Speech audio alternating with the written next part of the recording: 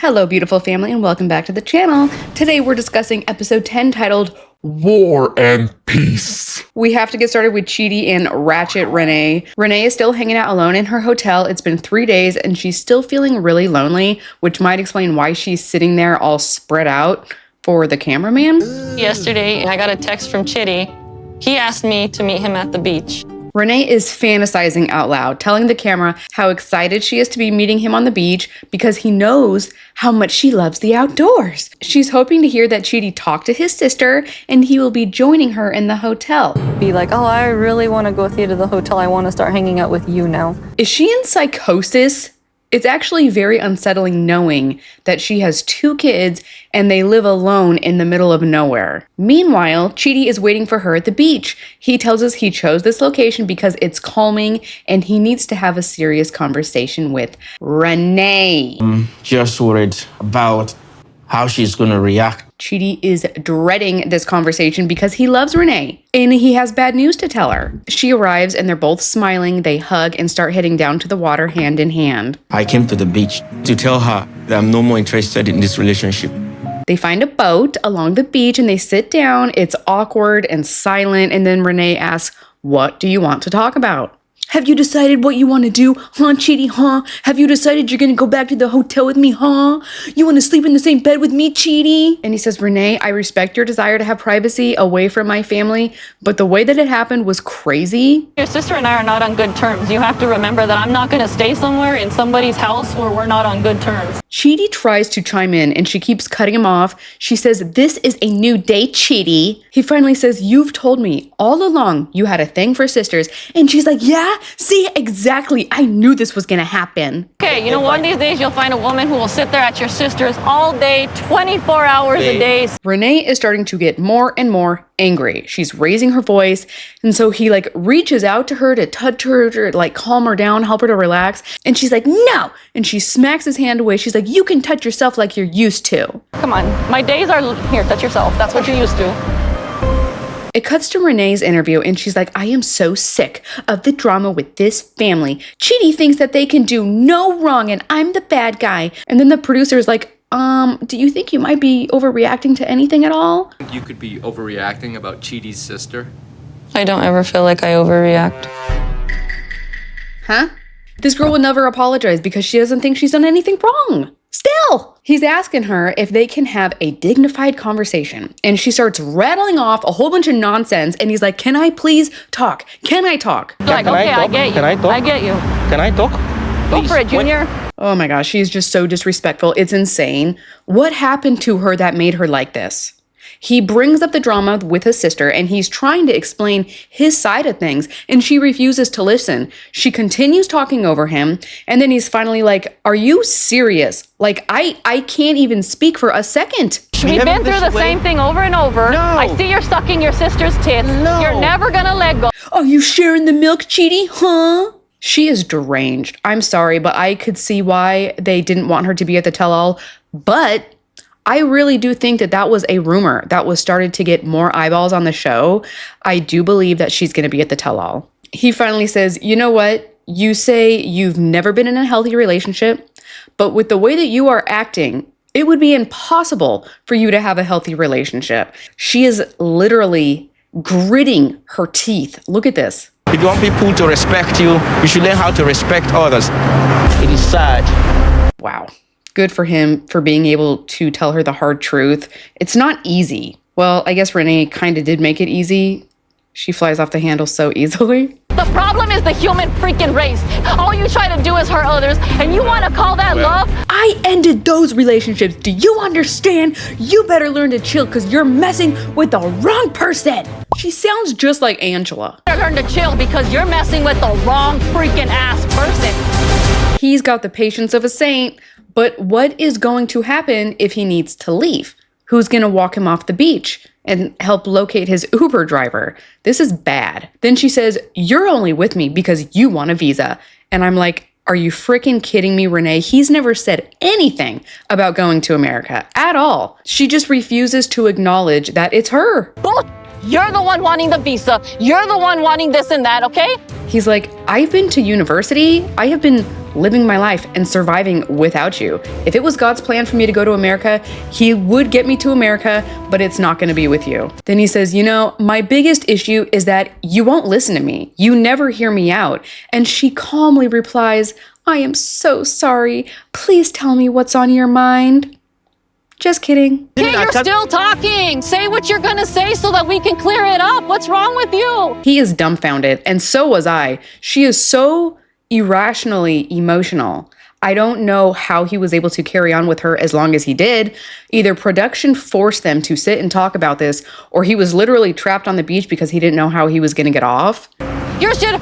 You don't listen. You don't. I'm listening. Dude, what the frick is wrong with her? Oh my gosh. They better bring a priest to the tell-all and a whole bunch of ties and handcuffs and like everything to just, oh man, this girl would be like flying up in the sky, doing all kinds of flips and everything, fire coming out of her mouth, the whole thing. I just have so many questions. Has she ever been diagnosed with anything? Has she ever been tested? This is too much. She finally says, if I'm too much for you to handle, I will withdraw myself from your life. And he's like, all right. I wish you the best, and I will always wish the best for you.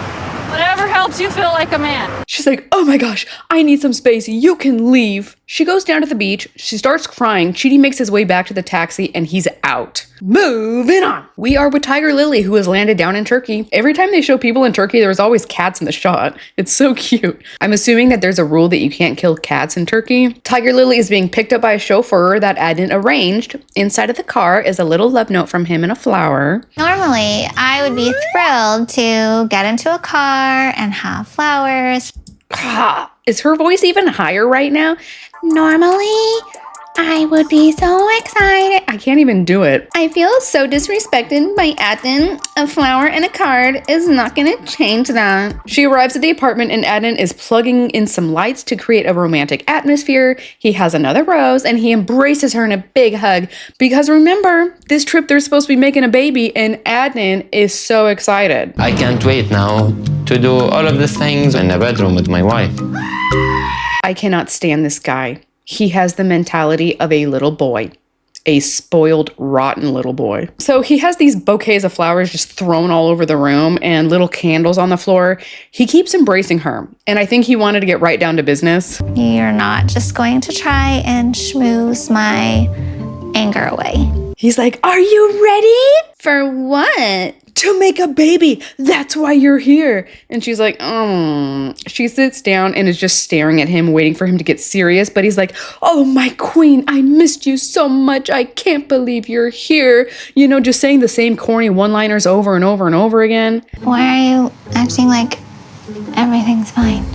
What? He's like, I deleted it. Now I forgot all that because you're here now. And she's like, well, I haven't forgotten.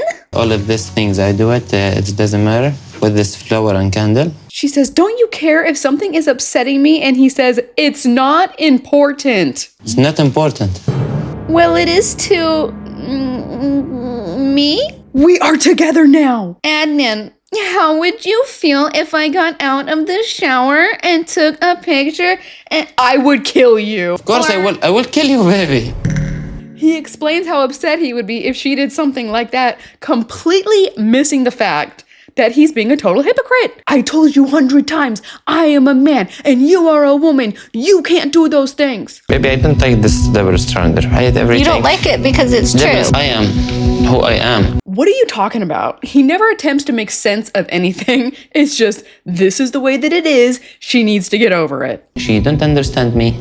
This make me so angry. He's like, why would you come here and make a problem after I do all these nice things for you? I will never do something nice like this again. Like he's gonna punish her for confronting him. I should be able to tell you things that bother me. You will make me happy if you act a little bit. Oh my gosh. He's completely ignoring how she feels. She's trying to tell him how she feels. And then he says, I would be happy if you just pretend. And she's like, you want me to be fake happy? And he says, yes, a little bit fake. I'm sorry, but that is wild. Tigerlily, get up and go. She's like not respectful to me, talking like this with me.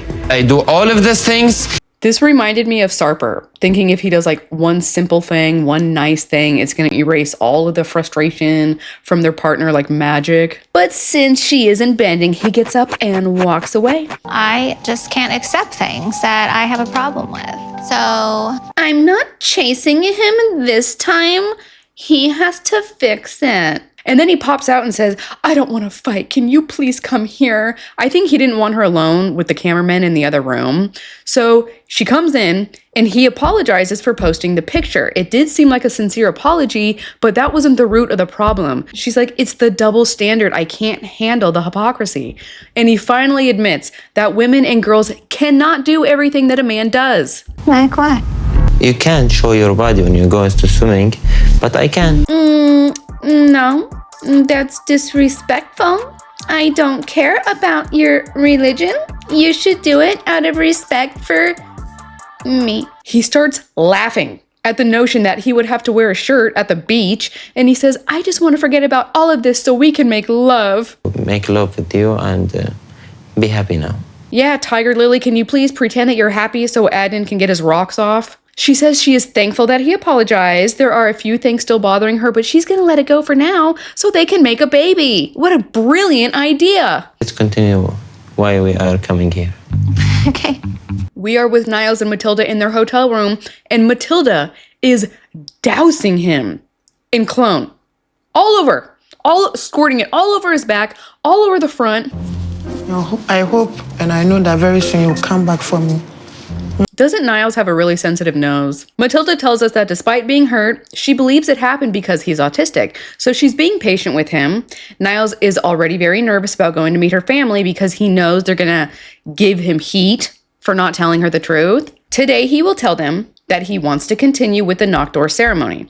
But the thing is, usually once the knock door is done, they get married immediately after, like a week after. So the family might shoot down and tell him no. So I'm worried they will not accept him to be my husband. They get packed up, and before they leave, Matilda tells Niles they need to pray. So Niles leads them in prayer, and they are on their way in the name of Jesus. I have never in my whole life been in a plane before. Matilda is nervous on the plane and Niles is cracking up. It was really cute, actually. They finally land down and head to a hotel where Niles gets his hair cut. He tells the barber what has happened with the family and he's scared to tell them the truth. And the barber guy is like, you better be honest, because that is extremely important for us here. And if you're not honest and they catch you, they will curse you. This will spoil everything that you lay your hand on. Niles is ready to crap his pants because he believes these things could actually happen. So he's going to try very, very hard to craft together this conversation and explanation for why he's doing what he wants to do. My parents will be asking now, so when are you coming to do the knocking? I want to know everything. Niles goes on and on about all the different things he wants to say to the parents, but he never gives a timeline. He says super vague things, so I'm giving him the side eye. I think I can tell your mom that you never discussed that with me. What? Niles is planning on continuing the lie.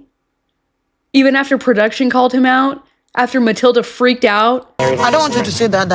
I don't want you to lie again. She's like, if you tell her that, she's gonna be pissed. So just tell them on your second trip, we will get married. But I want to know first, when is the second trip? He never answers her. And now Matilda is like, oh my gosh, I don't know if he's going to be able to do this because he still maintains that he wasn't lying. They make it to the house and everyone runs out to greet Niles. He's doing very well. He looks really relaxed. He gives mom a hug. It's overwhelming, but it also reminds me of when I would go to my grandparents' house and see all of my family. Niles tells the family he made this trip because he intends on marrying Matilda. But first, he needs to spend some time with her. He wanted to meet her family. I think this is an uncle or something. He kind of stepped in because her dad passed away. He translates everything for the family, and they seem pleased with what he is saying. But then he says, I haven't spoken to you since the FaceTime we had, where you told me you wanted to arrange the knocking and the marriage ceremony. Oh, whoops. Niles grabs his face and he's just staring at them for a really long time.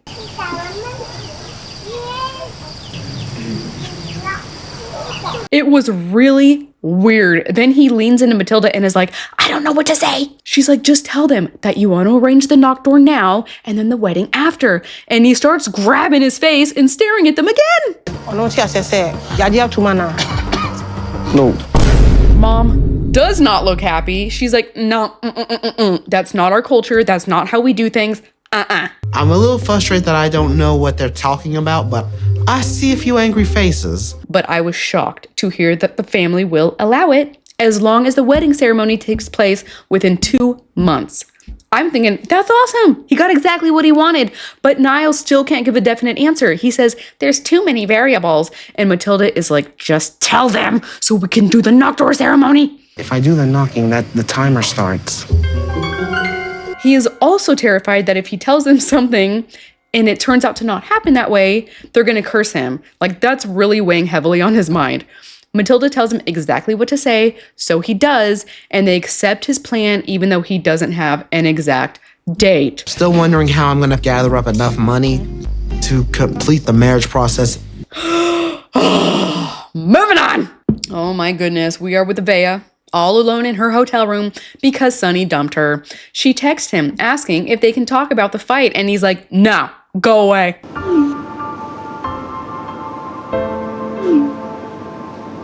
Sonny didn't give me a chance to explain why I brought Rory. He just threw the entire relationship away for one thing. I don't think that Sonny understands how hurt I am about all of this.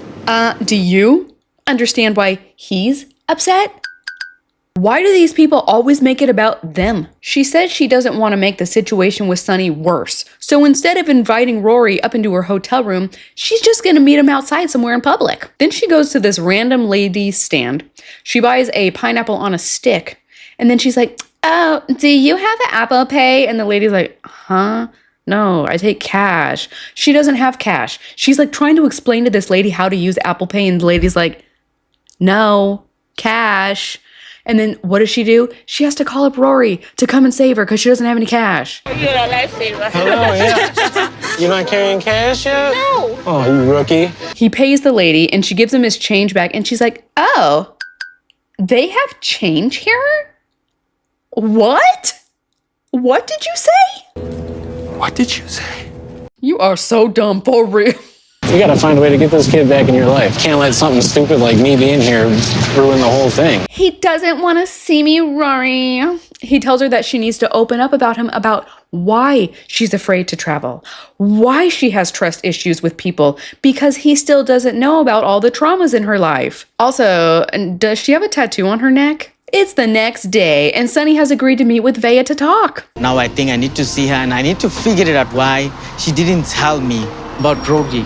She opens the door and gives him a big bouquet of flowers. She's smiling. He's not. She tells him that if Rory didn't come, then she probably wouldn't have gotten on the plane. And he's like, I don't care about Rory. I cared that you lied. She says she's had so much loss in her life. Her parents gave her up for adoption, and she didn't want him to leave her too. And he's like, I know these things, and I get it because I've been through something similar when I was a child. I don't understand your relationship with Rory. She tells him that they are basically family. They know everything about each other, and then she drops the bomb that their baby died. I don't think he knew that they were pregnant at one point. It was just really hard, and it was the darkest time of my life and the hardest thing I've ever been through in my life. Yes, Veah does reveal to us that she never told Sonny about their baby. I don't know why she thought that this was a good time to tell him. If anything, it would only solidify in my mind that those two are deeply connected. Hearing that she lost a baby with Rory, I was shocked. I really feel sorry for them. So, unlike myself, this warmed Sonny's little furry heart and helped him better understand why she felt the need to bring Rory. Then he says, I want to be the person that you can trust. So please open up your heart to me. And I was like, oh, Sonny, I could kiss your eyebrows. He agrees to spend the night with her. So it looks like they have cleared the air. But he tells us that he's still feeling insecure about her and Rory being so close. It feels like he's in competition with another man for her heart and love, and he doesn't like it. Am I going to be enough for her? Like, that's what makes me scared. Moving on. We are with Vanja waking up alone in her room. And yes, I know her name is not Vagine. If you haven't noticed, I'm a tad bit sarcastic. I am super happy to be here with him, to get to meet him. I really do not like the hot pink around her eyes. It makes her look like she has a fever or some sort of illness. But anyway, she's telling us that she was shocked. He's told everyone that they're only friends. She manages to make several excuses for him. It's kind of making me sick seeing her chase him like this. I don't understand how come she's not the one being chased. You think every night that there would be guys hitting on her when she's belly dancing. I don't know, something's just not adding up. Last night was a little bit awkward because I think Vanja and I are slightly on different pages. Different pages about what? How could you let this woman fly all that way out, spend all that money knowing that she really likes you, and you're not serious about the relationship? You really are a bozo. Sometimes it feels a little bit too much for me. He tells us that she is moving very fast, and that isn't how he rolls. He wants to take his time getting to know her in person better. He takes her around the city, showing her all the history and all the sights until he randomly decides to start singing for her. Vanja. He's like, whoa, I didn't know that I could do that. And she's like, keep going. So they start like singing and dancing around. And this is when I saw the red flag with Vagine. She doesn't play hard to get with him at all. It's actually the opposite. She's trying way too hard. She's like trying to force it.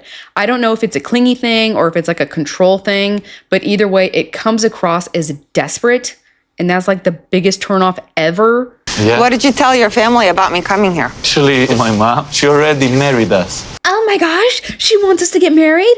What did you tell her about me? I told her that you're blonde, you have pretty eyes, so she thinks that we're a good match? Yeah. You come to visit at their place. Oh my God. You like that option? Yes. Yeah, Yes. Yeah, and then we can get married and have like 5 babies and you'll get a job in the States. And then he tells her he wants to talk about last night where he told those strangers that they were just friends. And he says, despite you looking so good, I mean, you're like smoking hot, I just really feel like we're friends. I hope, in a sense, if we're gonna fall in love. She's like, you told me that you loved me.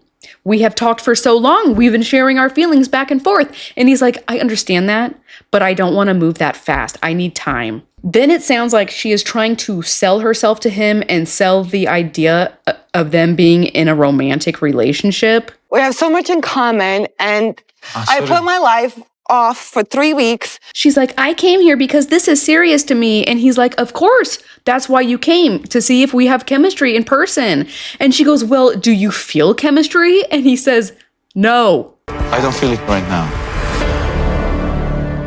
She's like, but yesterday our hug was so amazing. I definitely feel the chemistry. It hurts my feelings that you don't. I'm like, what do you want him to do? At least he told you straight up where he's at. For some reason, I was a little bit overwhelmed with her. Oh my gosh, I knew it. She scared him away. She's just coming on way too strong. Oh my gosh. She's starting to cry, and he really does seem sorry that he hurt her feelings. He tells her he still wants to spend time with her because those feelings could develop, and he wants to give it a chance. As long as this is going to be progressing where it should go, like this is a serious relationship. Yeah. She has to stop it. It sounds like she's trying to force it. Just be yourself, have fun, don't touch him.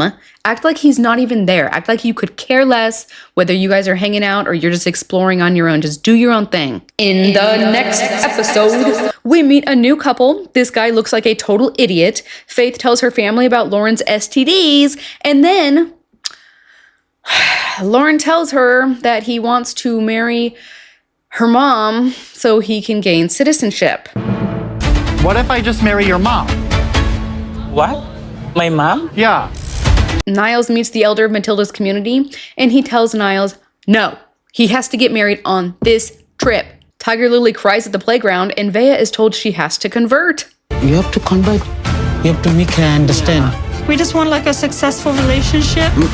And Vagine will find out that Bozo is still in communication with his ex-girlfriend. Can I just... No, just don't talk to me, Bozo. And that was it. Thank you guys so much for watching till the end. Please hit the like button, subscribe if you haven't, leave me all your thoughts down below. And as always, thank you to our incredible members and those of you who are supporting my channel. And thank you so much for all of your sweet encouragement. Your guys' messages make me feel so good. I love you, and I will see you in the next one. Bye! Shekinah, my silicone queen, we need to go out and vote. Aye.